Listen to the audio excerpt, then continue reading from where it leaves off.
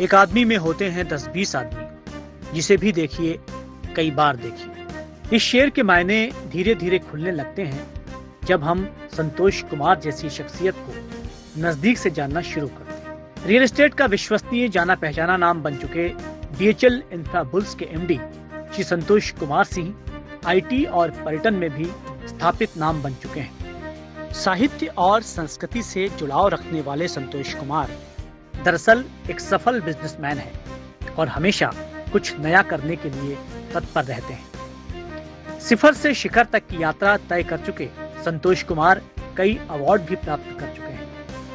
एक नायक के रूप में श्री संतोष कुमार उन सभी लोगों के लिए आदर्श जो मेहनत और ईमानदारी के दम पर अपने जीवन में कुछ सार्थक करना चाहते हैं। नमस्कार, आप देख रहे हैं साधना न्यूज का खास कार्यक्रम नायक और मैं हूं पंकज दीक्षित।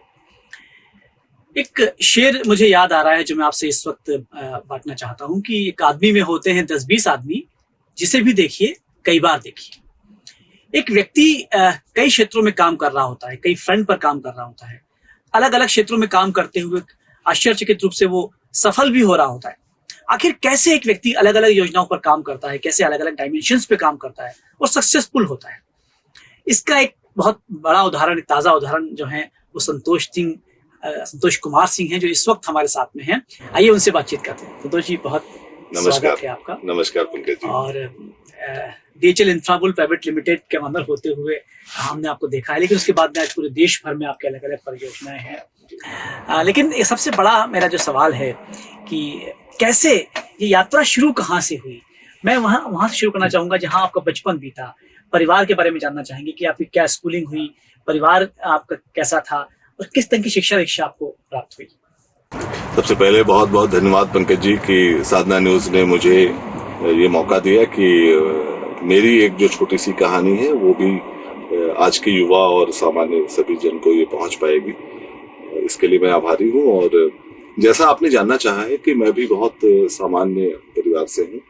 उत्तर प्रदेश में रायबरेली जिले में हम लोग मूलतः रहने वाले हैं और मेरे पिताजी सिंचाई विभाग में इंजीनियर थे और उनकी क्योंकि ट्रांसफरेबल जॉब थी तो उन्होंने हम लोगों की शिक्षा के लिए और एक जगह रहकर अपने परिवार के बच्चों को सभी को पढ़ने के लिए हमें जो इलाहाबाद, जो कि वर्तमान में प्रयागराज के नाम से जाना जाता है जी, तो वहां पर एक घर बना के हम सभी 3 भाई और 2 बहन, तो हम लोगों की शिक्षा दीक्षा के लिए वहां बनाया और सामान्य स्कूल में हमारी पढ़ाई हुई। आपकी बात पर मैं जरूर बताना चाहूंगा सभी को कि उस दौर में जब इंग्लिश मीडियम स्कूल आ चुके थे, लेकिन उस इंग्लिश मीडियम स्कूल की छाप मेरे पिताजी ने, जो कि सक्षम थे कि मुझे किसी इंग्लिश मीडियम स्कूल में पढ़ाते, लेकिन उन्होंने संस्कार देना ज्यादा महत्व समझा और मुझे सरस्वती शिशु मंदिर और विद्या मंदिर से मैंने प्रथम, द्वितीय, तृतीय, चतुर्थ, पंचम, षष्ठम, सप्तम, अष्टम तक की पढ़ाई की और फिर 9th, 10th, 11th, 12th मेरा प्रयागराज इलाहाबाद से ही हुआ। और फिर इंजीनियरिंग की शिक्षा हेतु उन्होंने मुझे नागपुर में एडमिशन दिलाया प्राइवेट इंजीनियरिंग कॉलेज में, क्योंकि मैं कॉम्पिटिटिव बहुत एवरेज स्टूडेंट था तो मैं इलाहाबाद विश्वविद्यालय पढ़ना चाहता था, ग्रेजुएशन करना चाहता था और कुछ अपने जीवन में अलग करना चाहता था जो हमारे परिवार में नहीं था, वो करना चाहता था। लेकिन पिताजी ने कहा कि नहीं बेटा, उस दौर में डॉक्टर का बेटे डॉक्टर और इंजीनियर के बेटे इंजीनियर बनते थे और मुझे उन्होंने नागपुर में KDK कॉलेज ऑफ इंजीनियरिंग में एडमिशन कराया और वर्ष 1994 में इंजीनियरिंग कॉलेज के बाद फिर उन्होंने कभी मुझे बाधा नहीं डाली और जैसा मैंने सोचा था वो जीवन में उन्होंने करने दिया। तो ये मेरा प्रारंभिक स्वरूप है पंकज जी। लेकिन क्या आपको लगता है कि आज जो आप जिस मुकाम पर हैं उसमें उस पारिवारिक शिक्षा दीक्षा का आपकी माताश्री, आपके पिताश्री, उनके जो संस्कार थे वो मूल में आज भी हैं? हाँ, निश्चित रूप से पंकज जी। ये जो मैं एक दौर ऐसा था जब हम लोग कैरियर के लिए स्टार्ट हुए तो हमें कई बार मुझे हीन भावना होती थी, लगता था कि काश मैं भी इंग्लिश मीडियम स्कूल में पढ़ा रहता, लेकिन जल्द ही ये समझ में आ गया कि स्कूल एजुकेशन ज्यादा महत्व नहीं रख रहा था। हमें हमारे संस्कारों का फायदा हमें मिल रहा था, हमें हमारे विचारों का फायदा हमें मिल रहा था, हमें हमारे ज्ञान का फायदा मिल रहा था शिक्षा हमारे काम नहीं आ रही थी, जी, ज्ञान हमारे काम आ रहा था। अच्छी इट बात, मीन्स बहुत अच्छी बात। कि एजुकेशन क्वालिफिकेशन हमारे काम नहीं आ रही थी, जी। हमारी नॉलेज हमारे काम आ रही थी। जी, तो पंकज भाई ये बहुत जी। अच्छा हुआ जी। आपसे जब हम बात करते हैं तो एक बात समझ में आती है कि आप इतना समय के बाद शायद पढ़ते भी बहुत हैं, किताबें जी। भी आप काफ़ी पढ़ते हैं क्योंकि आध्यात्मिक रूप से भी आप बहुत मजबूत हैं। जी। ये आध्यात्मिक अभिरुचि कहाँ से पैदा हुई, कैसे पैदा हुई? पंकज भैया, आध्यात्मिक होना एक स्वाभाविक गुण है मनुष्य का, और निश्चित रूप से सभी मनुष्य के अंदर होता है। और मैंने गहराई से अपनी इस जो मैंने आध्यात्मिक किताबों को मैंने पढ़ा, तो उसको मैंने अपने स्वरूप में लेने की कोशिश की। उस दौर में जब पंकज भैया, जब इंटरनेट नहीं था और बहुत यूट्यूब और लाइव पर बहुत सारे उपदेश और ज्ञान जो आज हमें मिलते हैं, रोज सुबह सुबह जब हम उठते हैं तो बहुत सारे विचार व्हाट्सएप पर आ चुके होते हैं। तो उस दौर में जब हमारे पास कुछ एक अखबार हुआ करते थे पढ़ने के लिए, और उस दौर में फिर खुद को ये लगा कि जब साहित्य पढ़ते थे हम, क्योंकि शिक्षा के लिए जो हमारी एजुकेशन सिस्टम की जो किताबें हैं वो तो पढ़ते ही थे, लेकिन साथ में एक उदाहरण बताता हूँ आपको कि जैसे रामायण का पाठ होता था 24 घंटे के लिए, तो मेरी बहुत रुचि थी। ढोल मजीरे के साथ में 24 घंटे रामायण का पाठ होता था, और अगले दिन समापन होता था, प्रसाद वितरण होता था, पूजा पाठ होती थी। तो ये कई बार हुआ हमारे घरों में, हमारे घर में होता था। लेकिन जब मैं अपने करियर की तरफ जब आगे बढ़ा, तो मेरा ध्यान उस रामायण की तरफ गया, राम के ऊपर गया, राम को गहराई से मैं समझ पाया। और मैं आप सभी को बताना चाहता हूँ, जो आज की युवा पीढ़ी अगर पंकज भी आपके माध्यम से सुन रही है, तो कंपटीशन की बहुत भावना है, बहुत जीवन में अच्छा करना चाहते हैं, और हम अपने को आगे बढ़ाने के लिए कुछ भी करने के लिए तैयार रहते हैं। ऐसे समय में जब हम राम को याद करते हैं तो हमें क्या ज्ञान प्राप्त होता है कि एक बच्चा जो अगले दिन सुबह राजा बनना जा रहा है, और रात में उसके पिता कमरे में बुलाते हैं और बोलते हैं कि बेटा एक काम करो, अब तुमको राजा नहीं बनना है, अब तुमको जो है जंगल जाना है, 14 वर्ष बाद तुम आना, तुमको जो होगा तुम अपना राजपाट करना है। तो मैंने जब इस भाव से जब राम को सोचा कि उसी उम्र में जब मैं 25-26 साल का था, तो मुझे लगा कि यार राम ने पिता का कहना माना और वो निकल गए, और जो भी कुछ उन्होंने फिर वहां किया उसको भी मैंने पंकज भी बहुत फॉलो किया। तो क्योंकि मैं इस विचार पर अभी आपके पास नहीं आया हूँ, तो वो राम के चरित्र को मैंने बहुत करीब से समझने की कोशिश की, अंतर्मन से करने की कोशिश की, उसको अपने प्रोफेशनल उसमें डालने की कोशिश की। मैंने अपने करियर में उस चीज को लेके, पेशेंस को लेके निर्णय लेने की कोशिश की कि क्यों ज्यादातर लोग यही कहते हैं पंकज भैया कि जीते हुए के साथ बहुत लोग रहते हैं, लेकिन राम ने किस सेना की मदद दी। तो जब उसको गहराई से देखते हैं तो मैंने इस तरह से साहित्य को बहुत करीब से देखा, और साथ में उस दौर में कामयाबी के लिए बहुत साहित्य मैंने पढ़े, क्योंकि मुझे ये पता नहीं है कि फिजिक्स का जो सिद्धांत हमें बताया गया, न्यूटन का लॉ बताया गया, आर्किमिडीज का सिद्धांत बताया गया, तो मुझे आज तक मैं असमंजस में हूँ कि वो मेरे किस काम आ रहा है। लेकिन जो मैंने उस समय बड़ी सोच का बड़ा जादू, मैजिक ऑफ थिंकिंग बिग, और Lok Vyavahar, how to win friends and influence people, English सीखने के लिए जो मैंने किताबें पढ़ी, अंग्रेजी की किताबें खरीदा और ये पढ़ा कि अंग्रेजी सीख ले, डिक्शनरी से उसके वर्ड देखते हुए, तो आज मुझे वो बहुत काम आ रहा है पंकज में। तो साहित्य की रुचि तो निश्चित रूप से परिवार के संस्कारों में आई और अपने गुरुओं के माध्यम से आई, और आई तो क्या मिलती तो सभी बच्चों को है, हम सभी को मिलती है, लेकिन उसका मैं उपयोग कर रहा हूँ और उसका मुझे लाभ मिल रहा है। कुंदन जी, बहुत बहुत अच्छी बात आपसे बातचीत कर समझ में आई कि आप धार्मिक पुस्तकों से आपने सीखा और उसको आपने अप्लाई भी किया। मतलब मुझे लगता नहीं कि कोई रियल एस्टेट के व्यक्ति से मेरी पहले बात हुई और शायद वो इतने आध्यात्मिक तरीके से बात कर रहा हो, लेकिन मुझे लगता है शायद यही आपकी ताकत भी रही कि आप वो दृष्टिकोण आपका बन गया। लेकिन कैसे आपने, जैसे आपने कहा कि राम के चरित्र को आपने अपनी टीम के साथ में, अपने प्रोफेशन में लेकर आ पाए, कैसे अप्लाई किया, उस टीम को कैसे मैनेज किया? कुछ एग्जांपल दे पाएंगे आप, क्योंकि जो दर्शक देख रहे हैं शायद उनके लिए बहुत महत्वपूर्ण है बात। पंकज भैया, सबसे पहले तो आपने इतने अच्छे प्रश्न को पूछा है, लेकिन साथ में आपने रियल एस्टेट बोल दिया। तो मैं आपको बताना चाहता हूँ कि एक्चुअली रियल एस्टेट एक प्रोडक्ट है, डीएचएल इंफ्राबुल्स समूह आज वर्तमान में पिछले 12 वर्षों से रियल एस्टेट में काम कर रही है और 5 शहरों में स्थापित है। तो वो एक पहचान है कि डीएचएल इंफ्राबुल्स के समूह के संचालक की टीम में एक मैं प्रमुख होने के नाते, चेयरमैन होने के नाते, तो मेरे ऊपर एक छवि है कि मैं रियल एस्टेट प्रोडक्ट।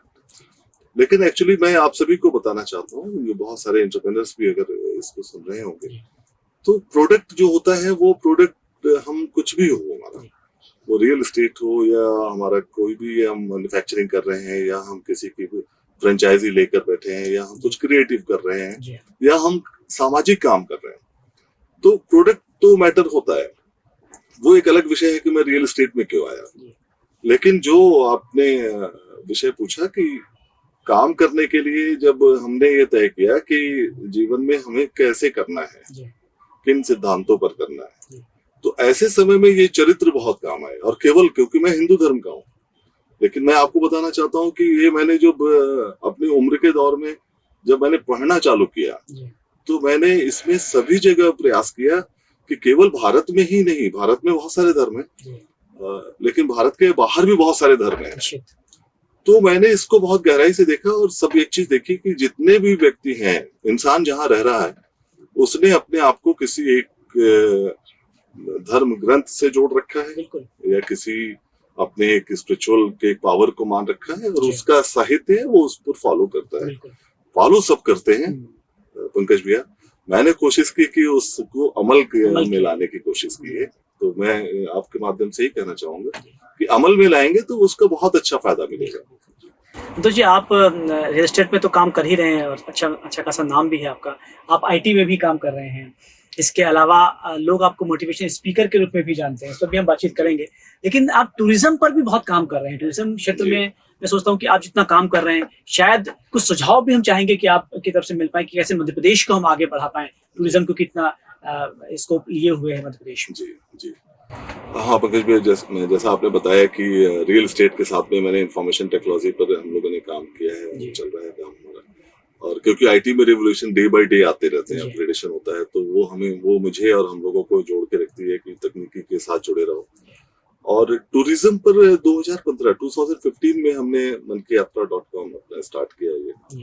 और टूरिज्म पर मेरा खुद का उद्देश्य ये है कि भारत, अगर हम दुनिया में सबसे बड़ी सभ्यता और डेवलप्ड कंट्री अगर हम बनने जा रहे हैं, जो कि तय है, तो उसमें ऑर्गेनाइज टूरिज्म पर बहुत सारी संभावनाएं हैं।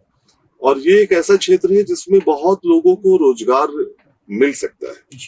उदाहरण के रूप में बताता हूँ पंकज भैया, सिंगापुर की स्टडी आप सभी, बहुत सारे लोग जो सुन रहे हैं वो सभी लोगों ने किया होगा। डीप स्टडी करें तो समुद्र के किनारे बसा हुआ एक छोटा सा देश है। समुद्र को कुछ ऐसे देश है जिन्होंने समुद्र से अपने टूरिज्म को डेवलप किया। सिंगापुर ने अपने समुद्र से टूरिज्म को डेवलप नहीं किया, सिंगापुर ने समुद्र को आयात और निर्यात के लिए डेवलप किया। और शहर को उसने जो है अपने समुद्र के अंदर शहर को उसने टूरिज्म पर डेवलप किया। और आज दुनिया का बहुत बड़ा टूरिज्म सिंगापुर घूमने जाते हैं, एशियन कंट्रीज के बहुत सारे लोग जाते हैं। उस एक छोटी से टापू पर, मैं ऐसे उदाहरण से कहता हूँ जो समझ में आएगा, तो उस एक ऐसे छोटे से टापू का उदाहरण अगर देखें तो भारत में ऐसे सैकड़ों टापू हैं, ऐसे 100 से ज्यादा स्थान हैं जो सिंगापुर जैसा भव्य स्वरूप ले सकते हैं। तो उसके लिए जरूरत है सरकार की संस्थाओं को, भारत सरकार, राज्य सरकार, सिविल सोसाइटीज, एंटरप्रेन्योर्स, तो सभी का समायोजन के साथ में करने की जरूरत है। तो ये मुझे लगा कि ये भारत में इसको ऑर्गेनाइज्ड वे में काम करने के लिए इस क्षेत्र में काम करना पड़ेगा। इसके लिए मन की यात्रा की स्थापना मैंने की और ये प्रयास है कि उसको और कैसे अभी आगे हमें भविष्य में लेके जाना है, उस पर अभी हम काम कर रहे हैं कि और आगे कैसे हम लेके जाएंगे। यात्रा जो आपकी लगातार चल रही है, हर सफल व्यक्ति का ऐसा होता नहीं कि वो हर वक्त सफल हो, किसी न किसी वक्त उसको निराशा भी घेरती है, डिप्रेशन भी आता है, कुछ असफलताएं भी मिलती हैं। क्या जीवन में कभी इस तरह की कोई असफलताएं आपके पास में भी आई? कैसे आपने डील किया, कैसे वहां से आप निकले? पंकज भैया, निराशा और नाकामयाबी ये बहुत अच्छा शब्द है और मैंने जीवन के प्रारंभ के दौर में समझ लिया था कि कामयाबी के साथ में ना जुड़ा हुआ है। तो मैंने कई बार कहा है कि जिंदगी में ज्यादा ना ना ना ना लेते रहेंगे, मीन्स मुझे नो नो नो मिलेगा, तो जब ना ज्यादा मिल जाएगा तो वो मेरा तय है कि उस ना को मैं कचरे डस्टबिन में डाल दूंगा और मुझे बचेगा कामयाबी। तो ना कामयाबी का ना कलेक्ट करो और कामयाबी के लिए काम करो, काम करते रहो, नो नो मिलता रहेगा।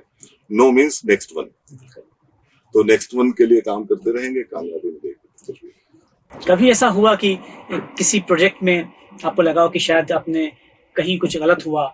जी, और मैं फिर से क्वेश्चन रिपीट इसलिए कर रहा हूँ कि क्योंकि कई बार ऐसा होता है कि कई बार हम हार से भी सीखते हैं, जी, हम गलती से भी सीखते हैं। जी। तो ऐसी कोई गलती आपसे हुई जिससे आप सीख कर आगे बढ़े? पंकज भाई, बहुत स्वाभाविक है।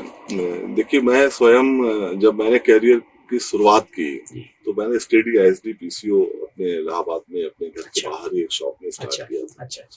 फिर मैंने शेयर मार्केट का भी काम किया, एक छोटे सा ट्रेवल एजेंसी में से एक हमारे पास एक मारुति वैन थी और कुछ गाड़ियों का कलेक्शन किया, तो ट्रेवल एजेंट भी बन गए थे। फोटोकॉपी की दुकान भी बना लिया था। फिर एक दौर आया तो फिर मैंने रेस्टोरेंट भी खोला। मुझे लगा कि कई रेस्टोरेंट का 2001-2002 की बात है। अच्छा। तो जो आज बहुत सुलभ माध्यम से लोग फ्रेंचाइजी बना रहे हैं और दे रहे हैं, एक क्रिएटिव रेस्टोरेंट मैंने 2001 में स्टार्ट किया था प्रयाग में, इलाहाबाद में, मेडिकल कॉलेज के पास, टेम्पटेशन नाम से। तो वो प्रोडक्ट जो मैं काम कर रहा था, और क्योंकि सपने बड़े थे और ज्यादा लोगों तक पहुंचना था, तो इसलिए एक समय ऐसा आया कि मैं फिर रियल एस्टेट पर आया। जब मुझे इसमें और बताता हूँ कुछ कि सभी को जानकारी, तो 2001 में अटल जी की सरकार थी। विजन 2020 का प्लान था, 20 सालों में कहाँ पर देश जाएगा। तो बहुत सारे लोगों को उस पर यकीन नहीं था। मैं उन लोगों में से हूँ। उस समय हम युवा थे, हमें यकीन था कि अब देश बदलने जा रहा है। तो उस बदलाव के दौर में हम अब उस नाव पर सवार हो गए, उस जहाज पर जो देश को बदलने के जा रहा था। मैं भी उसमें से सवार हो गया, यकीन हो गया। तो मैं तलाश करने लगा कि क्या करना है। उस दौर में मैं 3-4 काम करता था। फुल टाइम सोशल वर्कर था, एक NGO के माध्यम से मैं पूरा सामाजिक काम करता था। पार्ट टाइम बिजनेस करता था, एक राजनीतिक संगठन जिससे मैं जुड़ा हुआ हूँ पिछले 30 वर्षों से, उस राजनीतिक संगठन के लिए भी काम करता था, वहां के भी दायित्व निभा रहा था, और साथ में अपना परिवार भी चला रहा था। तो 4 काम हो गए। परिवार चलाना भी एक बहुत बड़ी जिम्मेदारी का कार्य। उसके बाद फिर मुझे ये समझ में आया कि मुझे एग्जैक्टली करना क्या है। तो मैं बताना चाहता हूँ पंकज भैया कि देश बड़ा तब होता है जब उसमें व्यापार बड़ा होता है, और व्यापार, एक कोई व्यक्ति व्यापार कर ले तो देश बड़ा नहीं हो सकता। बहुत सारे लोगों का व्यापार में इन्वॉल्वमेंट जरूरी होता है। उसको मैं बहुत कठिन शब्दों से बोल रहा हूँ तो शायद सुनने वालों को समझ में नहीं आए। तो एक सिंपल से वे है कि मार्केट जो है, आज भारत जो है एक बड़ी मार्केट है। हर इंसान को सब चीजें खरीदना, सुबह से लेकर रात में सोने तक जो है, जब हम सोते हैं तो ऊपर पंखा लगा रहता है, तो वो भी मुझे चाहिए। तो वो सभी साधन हमें चाहिए। तो ये कुछ न कोई बना रहा है और कोई न कोई बेच रहा है। तो मुझे ऐसा लगा कि उसी में से मैंने जो भारत के विकास यात्रा जो चल रही थी, मुझे लगा कि अर्बनाइजेशन हो रहा है, लोग शहरों की तरफ जा रहे हैं। शहरों में जो है, जो पुराने शहर है वो कितनी आबादी को बर्दाश्त कर सकते हैं, इसके लिए बाहर जा रहे हैं। और उसी दौर में जो है हमारे प्लान बनाया कि भाई इस तरह से सिटी डेवलप होंगे। तो वो मुझे अच्छा लगा। मुझे लगा कि इस तरह से हम इस सेक्टर पे काम कर सकते हैं। तो रियल एस्टेट सेक्टर में हम आए। तो जो आपका सवाल है वो बोलते हैं सवाल है कि इस रियल एस्टेट में आने के पहले भी बहुत सारी कमियां, बहुत सारी लगा कि हम ये गलत कर गए, अगर हम इसको सही करते तो ये चीज नहीं होती। तो वो हुआ सेम एज वेल एज, क्योंकि हम इसके हुनरमंद नहीं थे। हम सीख रहे हैं और कर रहे हैं, इस परंपरा पर जीवन को लेकर चल रहे हैं। तो लक्ष्य केवल ये था कि सच्चाई, ईमानदारी के साथ में हमें काम करना है, और इसी मिशन के साथ में DHL इंफ्राबुल्स की स्थापना की। तो DHL पंकज भैया मतलब ड्रीम्स, ऑनेस्टी और लीगलिटी। तो लक्ष्य ये था, नाम रखते समय ही लक्ष्य था कि आम आदमी का सपना ऑनेस्टी के साथ में और लीगलिटी के साथ में अगर हम इसको पूरा करेंगे, घर का आने वाले समय में, फ्यूचर में रियल एस्टेट की जो उसकी जरूरत है उसको पूरा करने का। तो जैसे शेयर मार्केट में एक बुल्स काम करता है, तो वैसे ही इंफ्रास्ट्रक्चर में हम बुल्स की तरह रहेंगे। तो ये सोचकर पंकज भी हमने इसका नाम DHL इंफ्रा बुल्स रखा। तो वो DHL जो है, वो ड्रीम्स ऑनेस्टी लीगलिटी ने हमको स्तंभ दिया है, और कमियां हमारे से हुई हैं उसको हमने सुधारने की कोशिश की है, और वो जो यकीन है वो हमारे सम्मानित ग्राहकों का है। तकरीबन 15,000 कस्टमर हैं, और वो हमारे इस बात को समझते हैं कि यार कमियां हो सकती हैं, लेकिन they are honest, they are legalized, सभी चीजें लीगल। विश्वसनीयता है। और पिछले कुछ वर्षों में एक अच्छा बदलाव हुआ है कि नोटबंदी, GST, रेरा, बहुत सारे कानूनी बदलाव भी हुए हैं उसको, क्योंकि हमें लीगल काम करना है। आज तक हमने कभी कोई इनलीगल कॉलोनी, या फिर जैसा मैं मध्य प्रदेश में पंकज भाई देख रहे हैं कि कहीं भी जमीन लेते हैं लोग, बेच देते हैं। खरीदने वाले को तो पता नहीं होता है, खरीदने वाले को लगता है कि भाई DHL इंफ्रा बुल्स से प्रॉपर्टी लेना या किसी से सीधा ले लेना क्या फर्क पड़ता है। यहाँ तो आपको 1,000 रुपए में मिल रही है, वहाँ 700 रुपए में मिल रही है, क्यों ना मैं 700 रुपए वाले से ले लूं। तो वो उसको पता नहीं होता है आम आदमी को। तो वो दौर में हमें लीगलिटी पे काम करना है, तो कई बार हमको समस्या आएंगी इसमें, और चैलेंजेस आते हैं, सीखते हैं हम, और आगे कर रहे हैं, इसमें बढ़ रहे हैं। आपसे बातचीत करते लग रहा है कि यात्रा करते रहिए, फिर सक्सेस भी आएंगी, कमियां भी होंगी, लेकिन ये शायद गौण है, छोटी चीजें हैं, आप आगे बढ़ते रहिए। यस, बहुत छोटी है। इतनी बड़ी टीम आपकी मध्य प्रदेश में है, मुझे लगता है शायद 1000 के आसपास लोग अलग अलग फील्ड में हैं, जिसमें सेल्स में भी हैं, इंजीनियर्स भी होंगे, उसमें कंस्ट्रक्शन की टीम भी होगी, बैक ऑफिस भी होगा। क्या सभी के लिए कोई एक मूल मंत्र आप देते हैं कि उन लोगों को, क्योंकि अलग अलग तरह के लोग हैं, अलग अलग सोच के लोग हैं, अलग अलग फील्ड के लोग हैं, कैसे उन्हें आप मोटिवेट करते हैं? मैं पूरी टीम को के साथ, एक्चुअली पंकज भैया, मैं तो सिर्फ एक चेहरा हूँ, और मेरे साथ जो बहुत करीबी साथी हैं, जो पहले दिन से फाउंडेशन से जुड़े हैं, कंपनी के वाइस चेयरमैन संजीव जायसवाल जी हैं, एडवोकेट मिस्टर देव हैं, जयकांत त्रिपाठी जी हैं, मनोज गुप्ता है, डायरेक्टर सर दिनेश टेलर हैं, फतेह गुप्ता है, दिनेश टेलर सर के साथ में, और ऐसे ही एक वाइस प्रेसिडेंट, और ये सब फाउंडेशन से जुड़े हुए लोग हैं, 12 साल से जुड़े हुए लोग हैं, और ये समूह को पूरा रन कर रहे हैं। तो मैं तो मुखौटा हूँ पंकज भैया। ये जरूर है कि एक विचार जो है वो एक जगह से निकलता है, प्लान सभी आता है, और फिर एक जगह से तय करके हम लोग उसी DHL के नाम को सार्थक करते हुए करते हैं, तो इस वजह से हम आगे बढ़ पा रहे हैं। लेकिन जो ये लोग सभी लोग सुन रहे हैं, और आपने जो कैप्शन चाहा है, जो मैं समझ पा रहा हूँ, तो उसमें हमारा एक कैप्शन है जिसे हम एंथम के रूप में कहते हैं कि हिम्मत, लगन, विश्वास से आगे ही बढ़ते जाना है। तो हम लोग इसी एंथम के साथ में हम लोग काम करते हैं, और सभी के लिए, हमारे वायर्स के लिए, हमसे जुड़े हुए, क्योंकि IT हैं, हम टूरिज्म में हैं। रिसेंटली हमने नागपुर में हॉस्पिटलिटी में भी हम आए हैं, मरलायन द क्लब हमने एस्टैब्लिश किया है नागपुर में, और बहुत अच्छा प्रोजेक्ट है वो। भारत के लिए एक नया रिवोल्यूशन लाने की हमने कोशिश की है कि Tier 2 सिटीज में जो मॉडर्नाइजेशन हो रहा है उसको हम एक छत के नीचे कैसे लेके आए, सस्ती कीमत पर हम 5 स्टार 7 स्टार फैसिलिटीज हम कॉमन मैन तक कैसे पहुंचाएं। तो उसका ट्रायल हमारा 2018 से किया है, हमारा प्रोडक्ट रेडी हो गया है, और नागपुर में काफी अच्छा प्रतिसाद मिल रहा है। तो अच्छा रहेगा तो उसको हम कई शहरों में लेके आएंगे।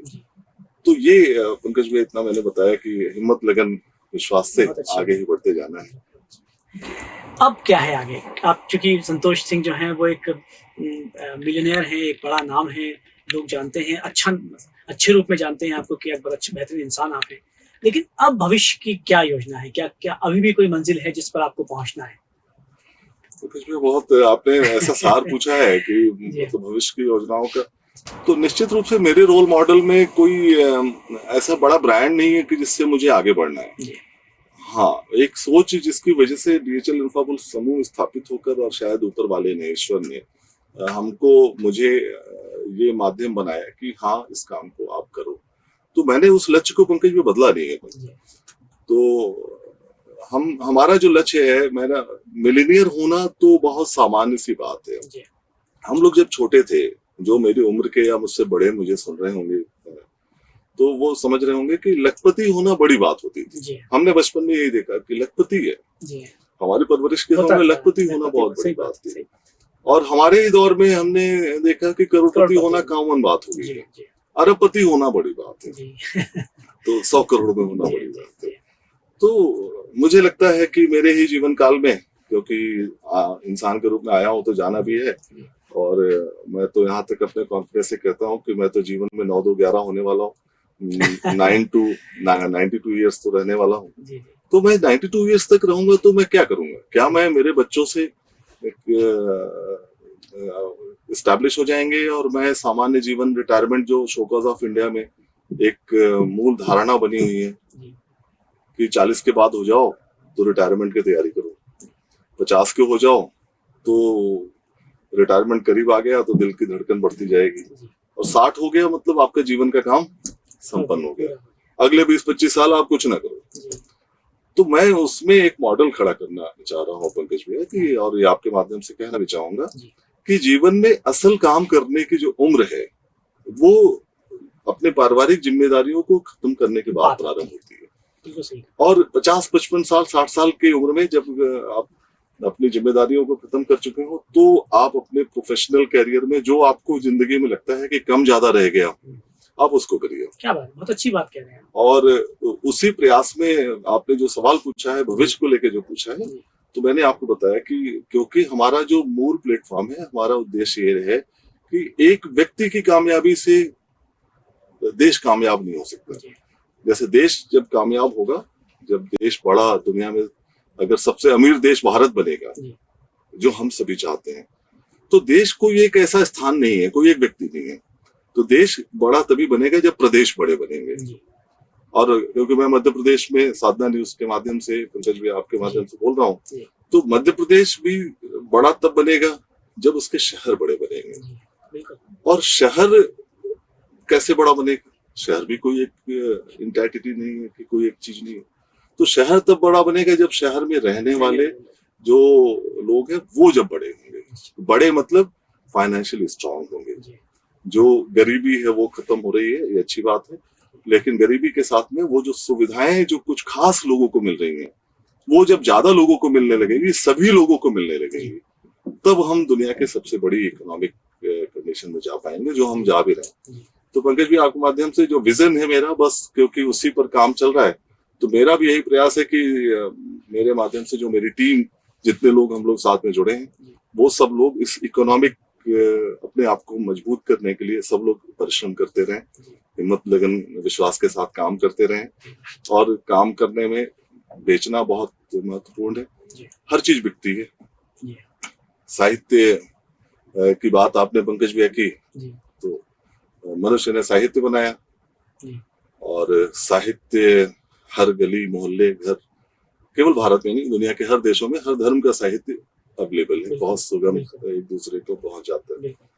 लेकिन उसी साहित्य को कुछ खास लोग अच्छे से उसका प्रचार प्रसार करने के लिए लोगों को एक जगह एकत्र करके जब हम देते हैं तो वो गुरु कहलाते हैं। तो आप में से जो लोग सुन रहे हैं, तो इसी तरह से व्यवसाय में भी, व्यवसाय बहुत सारे लोग कर रहे हैं, आप अच्छे से ऑर्गेनाइज तरीके से आप उसको जब काम करेंगे तो वो आप अपनी डिफरेंट पहचान भी बना पाएंगे और समाज को अच्छा दे पाएंगे। एक अंतिम प्रश्न है, क्योंकि आप थिंकर हैं, आप फिलोसफिकल भी हैं, आप आध्यात्मिक भी हैं। ये कहा जाता है कि जनरेशन जो आने वाली जनरेशन है उसमें काफी बदलाव आ गया है, या वो काफी अग्रेसिव हो गई है, और निगेटिव सेंस में बात भी की जाती है। जब आपका बचपन था, अब आपकी अपनी जनरेशन है, क्या आपको लगता है कि इस जनरेशन में बहुत बड़ा बदलाव आया है? और वो बदलाव आया है तो क्या वाकई वो नेगेटिव है या पॉजिटिव है? क्या आप क्या सोचते हैं? पंकज भाई, आपको जल्दी में दूसरा सवाल पूछने के लिए कह देता हूँ कि ये जो बदलाव है वो सिर्फ शिक्षा की पद्धति का बदलाव है, मेरा अपना मानना है। क्योंकि एक हीन भावना शब्द जो है, ये इसका प्रयोग पता नहीं कैसे भारत में बहुत बढ़ गया। हम लोग जब बचपन में थे तो हमारे अंदर हीन भावना नहीं थी, और जो आज की पीढ़ी है उसके अंदर हीन भावना है। उसमें मेरे भी परिवार के बच्चे हो सकते हैं, तो वो हीन भावना को हमारे एक पेरेंट्स होने के नाते ये नहीं आने देना चाहिए, और हमें भी नहीं होना चाहिए कि हो सकता है कि हमारे पड़ोसी के पास कार है, मेरे पास कार नहीं है, लेकिन इसके अंदर कोई हीन भावना नहीं होनी चाहिए। हमें प्रयास करना चाहिए कि हाँ, हमारे पास भी कार आ जाए। तो कंपटीशन होना स्वाभाविक है, कंपटीशन से सभी लोग आगे बढ़ते हैं, लेकिन कंपटीशन में हीन भावना नहीं होनी चाहिए जिसमें हम किसी का नुकसान कर बैठे। तो पंकज भाई, ये बहुत जरूरी है। तो मेरे ख्याल से उसको मैं ऐसे समझता हूँ कि हिंदी मीडियम में पढ़ने वाला बच्चा सोच रहा है, जो मैंने बताया भी आपको कि वो सोच रहा है कि इंग्लिश मीडियम में ही पढ़ाई है, या पेरेंट्स से सोच रहे हैं कि मैं अपने बच्चों को इंग्लिश मीडियम पढ़ाऊंगा तभी उनका भविष्य है। तो मैं आपके माध्यम से बताना चाहता हूं कि ऐसा कुछ नहीं है, आप बिल्कुल परेशान ना हो। आपके पास जो भी स्थिति है, आप शिक्षा आप किसी भी तरह से दे दीजिए। जीवन में कामयाबी के लिए शिक्षा की आवश्यकता नहीं है, ज्ञान की आवश्यकता है, नॉलेज की आवश्यकता है। दोस्त जी, आपसे बातचीत हुई और हमने सिर्फ आपके बारे में नहीं जाना, आपकी जो पूरा जो आपकी कायनात है आप उसके बारे में नहीं जाना, लेकिन हमने ये भी जाना कि कैसे आगे डील करना है। नई जनरेशन के लिए आपने बहुत सी बातें कही, एक मोटिवेशनल क्लास की तरह ये कार्यक्रम हो गया। बहुत सारा धन्यवाद हमसे बातचीत करने के लिए। थैंक यू पंकज जी, और धन्यवाद साधना चैनल को कि आपने मुझे मौका दिया, आपके माध्यम से मैं जुड़ा। तो संतोष कुमार सिंह जी जो है हमारे साथ में थे और बहुत महत्वपूर्ण बातें हुई, और जो बात हम समझ पा रहे हैं वो यही बात है कि आप आगे बढ़ते रहिए।